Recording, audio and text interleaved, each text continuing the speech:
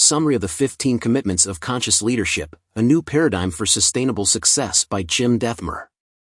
Enjoy the video. Please subscribing to my channel for more great content like this. You'll be notified when I upload new videos. The 15 Commitments of Conscious Leadership is a book by Jim Dethmer, Diana Chapman, and Kaley Klemp, published in 2015. It offers a framework for leadership based on self-awareness, emotional intelligence, and personal growth. Additional key concepts. Above and below the line, the book introduces the concept of operating above the line, open, curious, committed to learning, or below the line, closed, defensive, committed to being right. Shifting from drama to presence, the authors discuss how to recognize and shift out of dramatic patterns in leadership and relationships. For ways of leading, the book outlines 4 leadership styles: to me, by me, through me, and as me, with conscious leaders aiming to operate primarily in the through me and as me modes. Conscious listening, the importance of deep, empathetic listening is emphasized throughout the book. The 15 Commitments of Conscious Leadership provides a comprehensive framework for personal and professional development.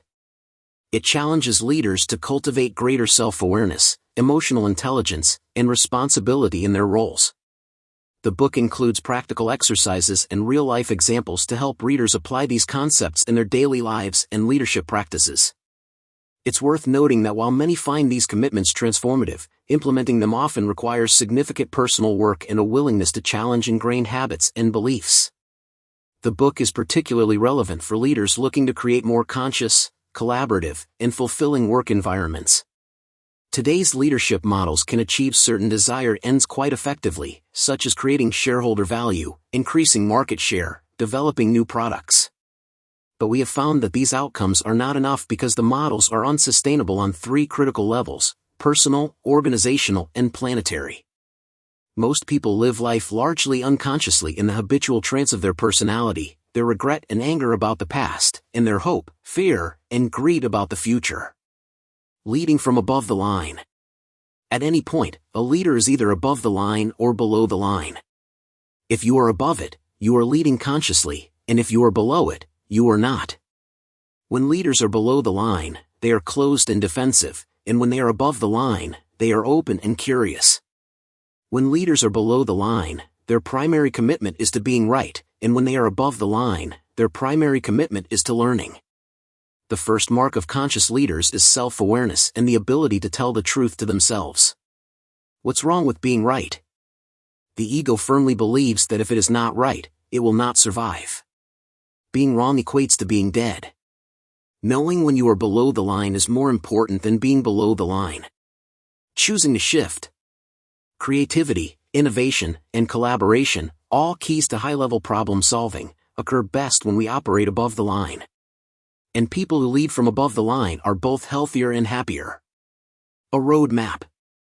We are suggesting that at any moment, you are living either from the above-the-line commitment or from the below-the-line commitment. The results occurring in your life provide the evidence of which one. Content versus context. From our perspective, all of life is occurring as one big conversation. All conversations have both content and context. Content answers the question, what are we talking about? Context answers the question, how are we talking about the content? The 4 ways of leading. Unconscious leaders have a complete or near complete lack of responsiveness to people and other environmental stimuli.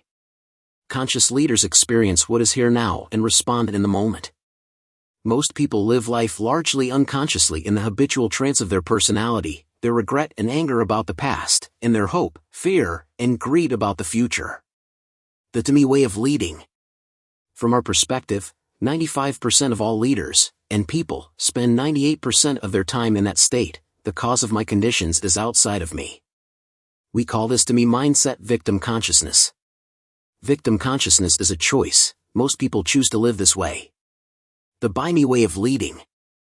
They believe they are the cause of their experience. To me, leaders think that the world should be a certain way, and if it isn't, something needs to be different. The by me leader chooses to see that everything in the world is unfolding perfectly for their learning and development. We suggest to leaders that life is like one big learning university, where we all enroll in the classes that are perfectly designed to support our education. Defensiveness in being right, two cornerstones of to me consciousness. Instead of asking why is this happening to me, the by me leader asks questions like, what can I learn from this? How am I creating this and keeping this going? The gateway for moving from to me to by me is responsibility, actually, what we call radical responsibility, choosing to take responsibility for whatever is occurring in our lives. The through me way of leading. The key to through me is that leaders begin to notice something beyond themselves. Surrender, or letting go, is the gateway to move from by me to through me. For most leaders, this means letting go of control. The letting go of control, or more specifically, letting go of wanting to be in control of people, things, and circumstances we were never meant to be in control of and have never really been in control of, is powerful and often chaotic. Letting go is an action that is taken again and again. The as me way of leading. As me consciousness has two aspects. The first is oneness. The second aspect of as me is the absence of a personal me. If you think you can read this book and become a conscious leader without practicing, you're kidding yourself. This is an ongoing process. Here's a detailed summary of the key concepts and commitments presented in the book. Commitment 1. Taking radical responsibility. Leaders commit to taking 100% responsibility for their circumstances, rather than blaming others or external factors. This involves recognizing that one's experience of life is a result of one's own choices and interpretations. Blame, shame, and guilt all come from the same source, toxic fear. When we take responsibility, we locate the cause of control of our lives inside ourselves. Most people believe that there is a way the world should be and a way the world shouldn't be. In fact, we would assert this is the most common belief among human beings. All drama in leadership and life is caused by the need to be right. Making the choice to take full responsibility is the foundation of true personal and relational transformation. The entire game changes when we choose to see that we're creating our experience. Commitment 2. Learning through curiosity. Instead of defending their point of view, leaders commit to being genuinely curious and open to learning. This involves asking questions and listening deeply to understand different perspectives. Our brains are hardwired for self-preservation. We are constantly seeking to protect not only our physical well-being but our ego as well. Wanting to be right, being seen as being right, and being validated and appreciated for being right are what they, unconscious leaders, really want. This attachment is all about ego. What is right doesn't need to be defended. Conscious leaders regularly interrupt this natural reactivity. Awareness and acceptance are the first two steps of all transformation. The issue is not whether we will drift but how long we stay in a drift before we shift. Commitment 3. Feeling all feelings. Leaders commit to feeling and expressing their emotions fully, rather than repressing or avoiding them. This includes recognizing that all emotions are valuable sources of information and energy. Geet leaders learn to access all three centers of intelligence, the head, the heart, and the gut. Resisting and repressing feelings is standard operating procedure in most organizations. Conscious leaders know that feelings are natural and expressing them is healthy. The 5 primary emotions are anger, fear, sadness, joy, and sexual feelings. Knowing how to express them all of the way through to completion helps us develop emotional intelligence. Each primary emotion has a unique energy pattern or set of sensations in and on the body. Every feeling we experience invites us in a specific way to grow in awareness and knowing. Repressing, denying, or recycling emotions creates physical, psychological, and relationship problems. Conscious leaders learn to locate, name, and release their feelings. They know feelings not only add richness and color to life but are also an essential ally to successful leadership. If you repress or recycle emotion, it can harden in a mood. Anger becomes bitterness. Fear becomes anxiety. Sadness becomes apathy. And these moods can last for years. Learning to release feelings is the key to experiencing the calm spaciousness that is always in and around the next wave. Sexual feelings are the energy of creativity and creation. Commitment 4. Speaking candidly. Candor is one of the great antidotes to boredom. So the first problem of withholding is energy depletion. The second problem is relational disconnection. Our judgments about the world tell us a great deal about ourselves and very little about the world. Projection is a psychological defense mechanism, and like most defense mechanisms, It was designed to save our lives, or at least the life of the ego. To grow in awareness, we must learn to recognize our projections. We accomplish this by listing our beliefs and complaints about others and then asking ourselves, how is this true about me? How am I not facing this myself?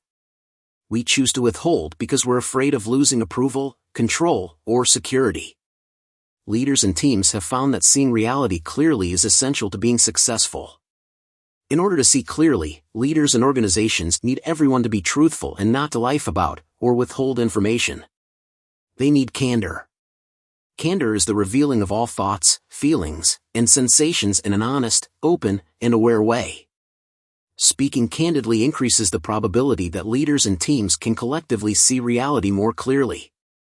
Withholding is refraining from revealing everything to all relevant parties.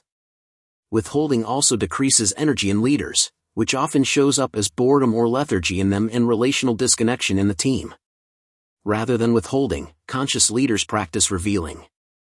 Conscious listening is one of the most important skills for effective leadership. Conscious listening takes courage. Commitment 5. Eliminating gossip. People who gossip like this are attempting to validate the righteousness of their thinking. Agreeing to listen to gossip is the same as speaking it. It is not gossip if your comments are serving the people you're discussing. 1. Is there any negative intent? If so, stop. You're gossiping. 2. Would you be willing to speak directly and in exactly the same way to the person? If not, stop. You're gossiping. Drama and stress are caused by stories, and stories are made up. We are the story maker. Even though gossip has long been a part of office culture, it is a key indicator of an unhealthy organization and one of the fastest ways to derail motivation and creativity. Gossip is a statement about another made by someone with negative intent or a statement the speaker would be unwilling to share in exactly the same way if that person were in the room. Gossip is an attempt to validate the righteousness of a person's thinking and is below the line. It is not a comment designed to save the person being discussed.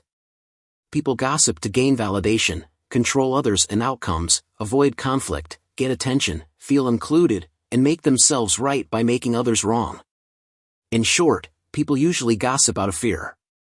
If you gossip, clean it up by revealing your participation in the gossip to everyone involved. Use the issue-clearing model as a tool to separate fact from story and to learn to speak directly to one another.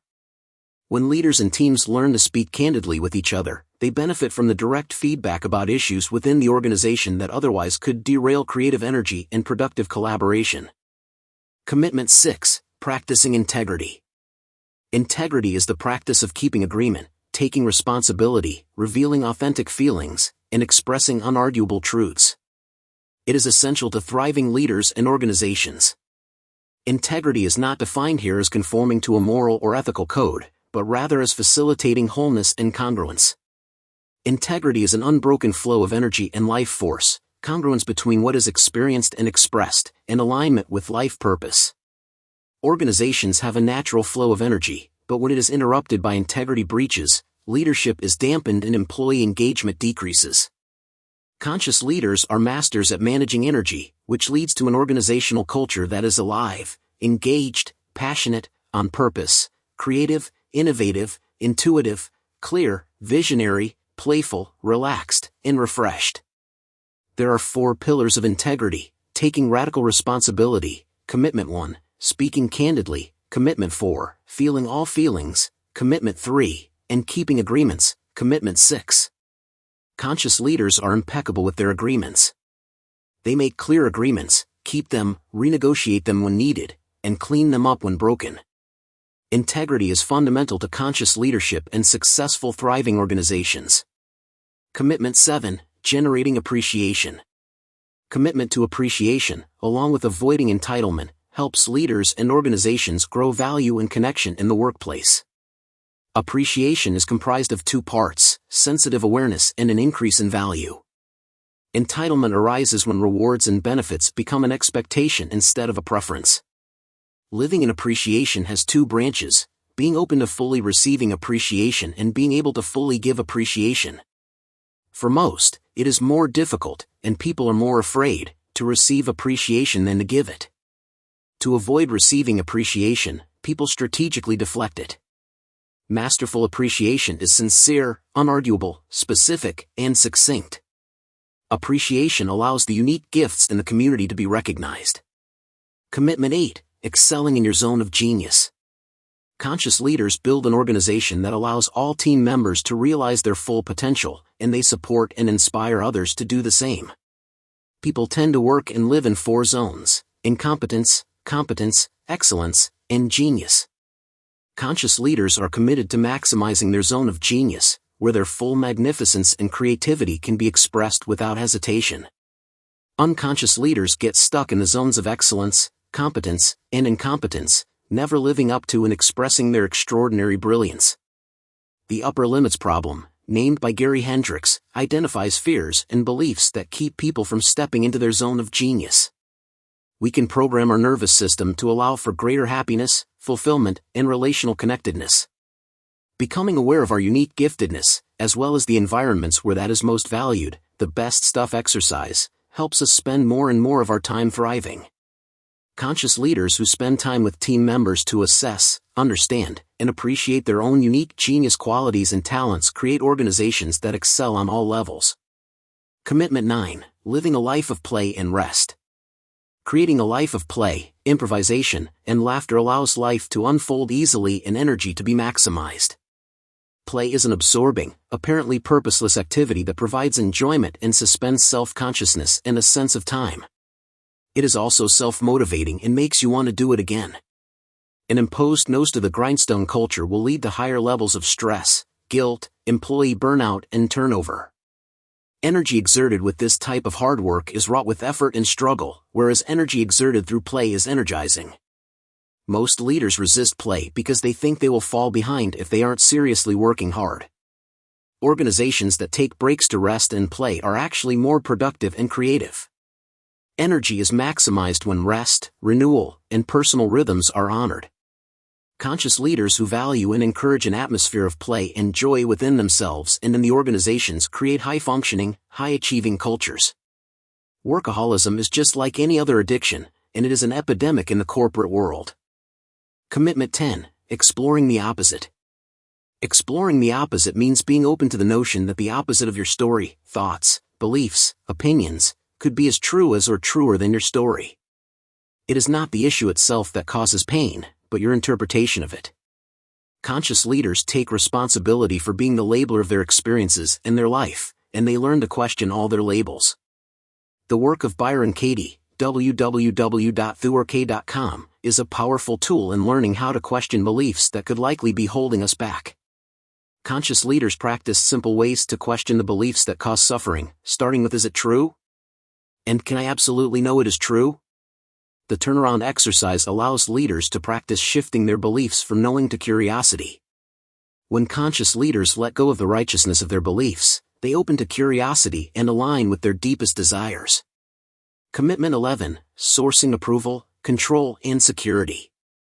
Humans have core wants of approval, control, and security.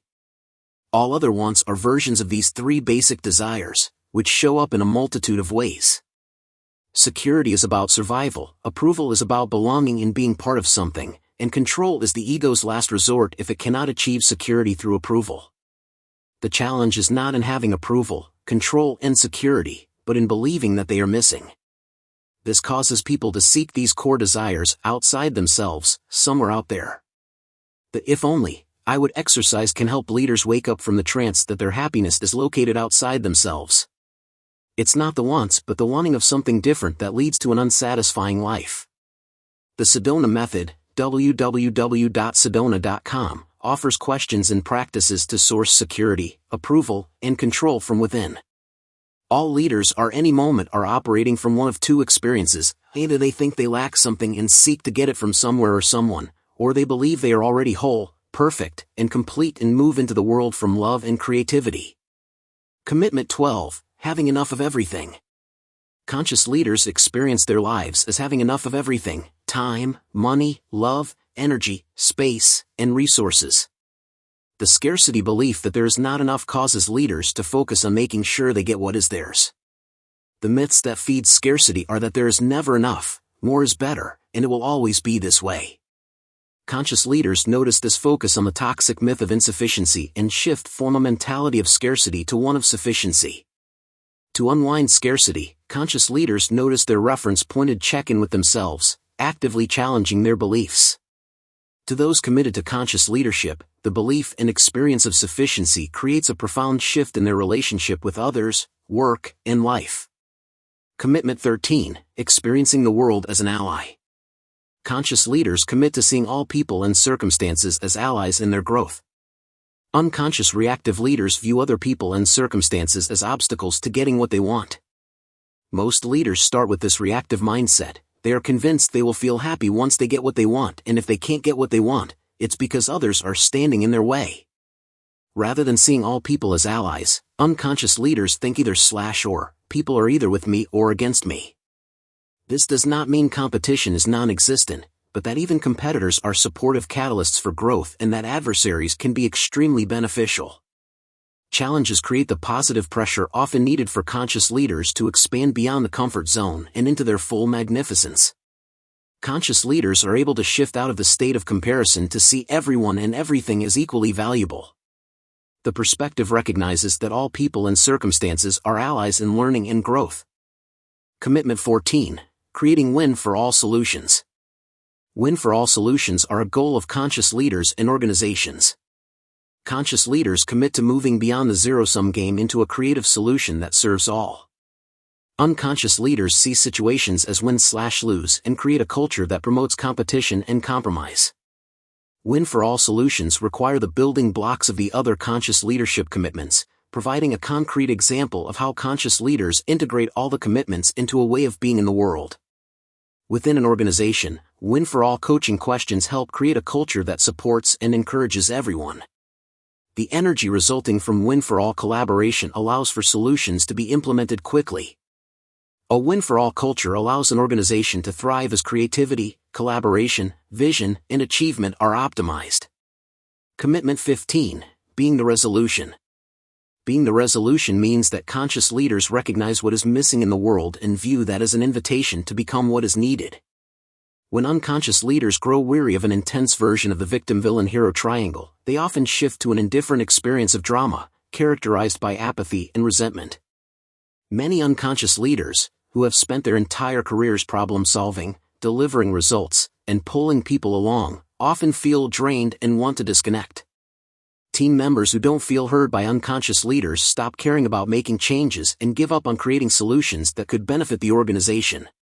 Conscious leaders see what is missing, not from a perspective of lack, but of opportunity. They then follow a calling to respond to the perceived need. Being the resolution takes place only from a conscious leader's whole body yes. Being the resolution incorporates the mastery of living from several of the other commitments and, once mastered, allows conscious leaders to move the world to greater beauty, alignment, productivity, and grace.